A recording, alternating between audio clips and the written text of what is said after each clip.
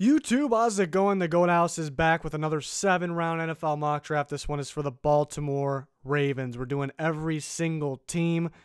We got all kinds of NFL draft content. We're also going to be live during the NFL draft, so I hope you can join us April 25th. The actual draft starts at 7 Central.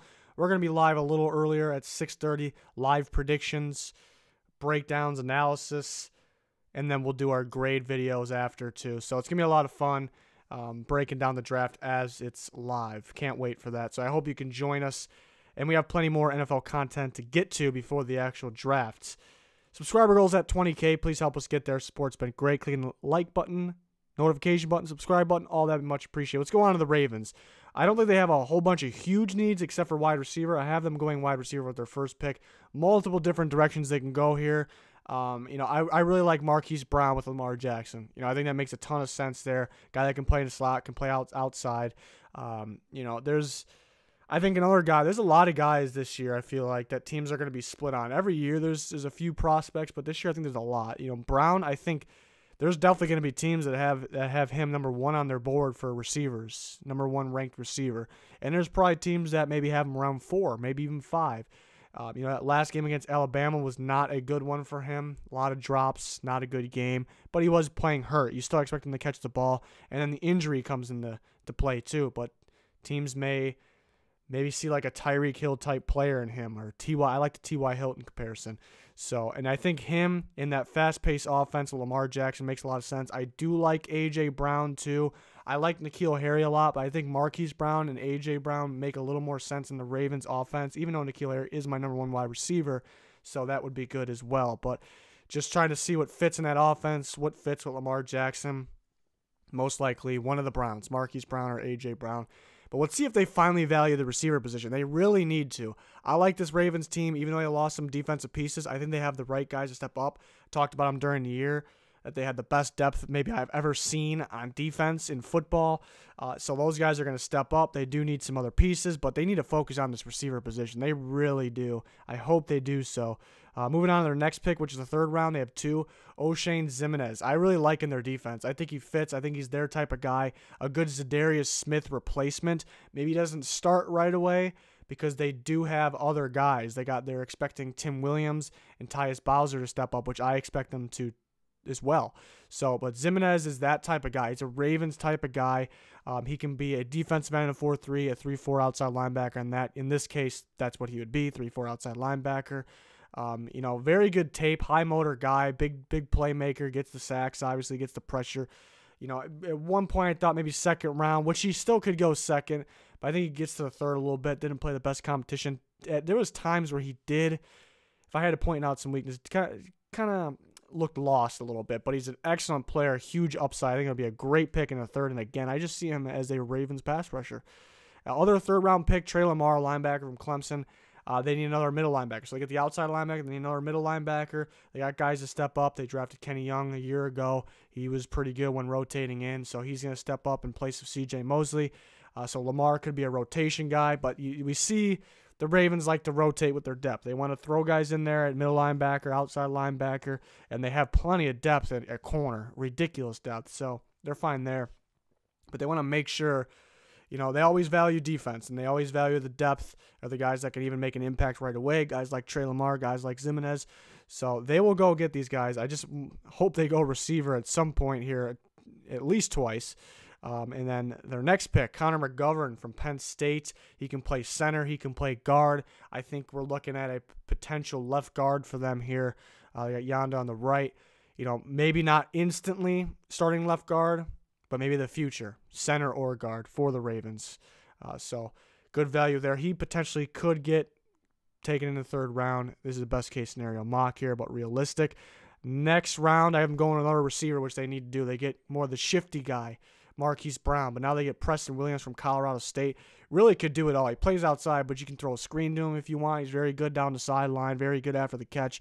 He was a Tennessee transfer, and he did get in trouble, and that's why he's down here in the 4th round. That's why he transferred, got in trouble off the field. But nothing recent, so it seems to be clear, but I think he would be an early 2nd round pick if it wasn't for the issues off the field. So he drops a little bit, but I think the talent is just very much there.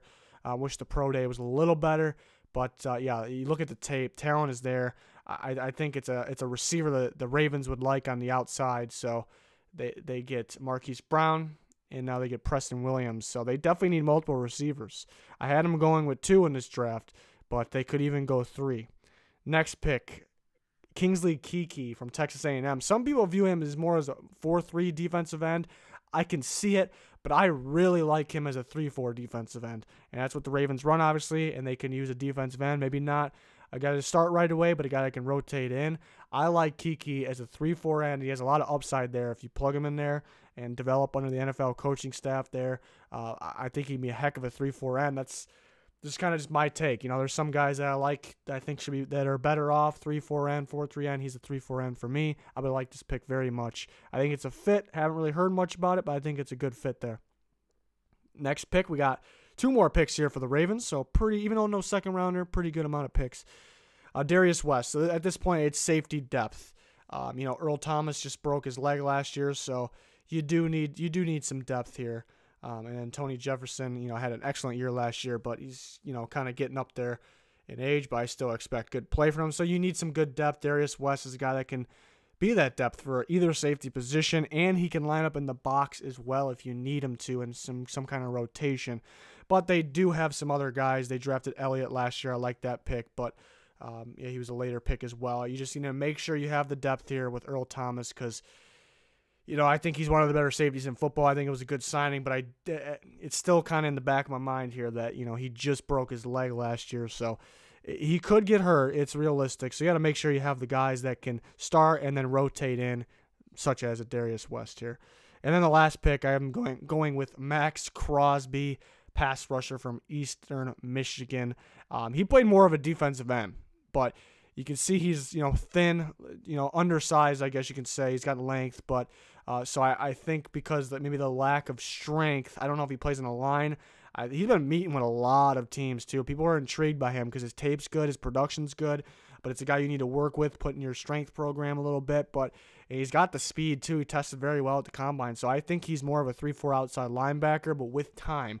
And I think he can be a pretty good one. So this is a guy the Ravens are going to want to, work with that time. Like I said, they're going to want to work with him and develop him to something special. And again, they had, at this point, while getting Zimenez, they have a pretty good group of guys. So this is kind of just at this point a little bit of project for you that should work out well. Low risk, high reward. And they love having those like I've been saying this whole video. They love having the defensive guys, the depth. So this would be fun for them to work with. I don't think they have big needs. Just receiver. They need receivers. That's really the only one.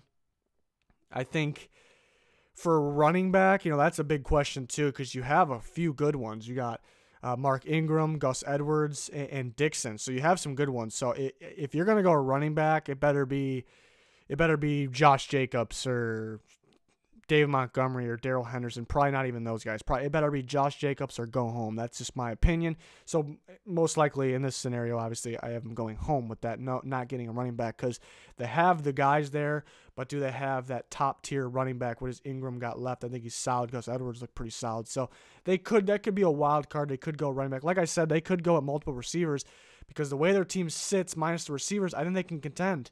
I liked their team last year. Lamar Jackson's going to step up, but he needs the receivers. So if they go through the first two, they don't have a second rounder. So if they go through, man, it shouldn't even take to the third round. But if they go through that first round and those 2 picks in the third round without getting a receiver, I have some concerns, big concerns. But that's going to do it for the Ravens mock. Going to get through every single team. We're going to get there. We got position rankings to do for the draft still. Plenty of draft content to come. Trade scenarios, final mocks, GM mocks. We're going to have that's probably going to be a live stream. The other Goat House guys get together. We all pick for different teams. It's going to be a lot of fun. So we got some live streams to do, and we got the live stream during the draft. A lot going on here at the Goat House. Appreciate everyone's support. Thanks for watching. Goodbye.